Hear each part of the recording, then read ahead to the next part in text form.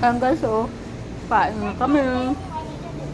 Ito yung ulam namin guys. Ayan. Pero malasa sus. Masarap. Ayan. French fries, chicken. Chicken lang talaga ako, sis. Lagay mo dyan.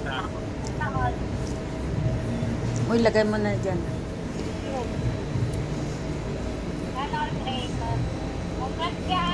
Sarap. Iba-ibang klase guys.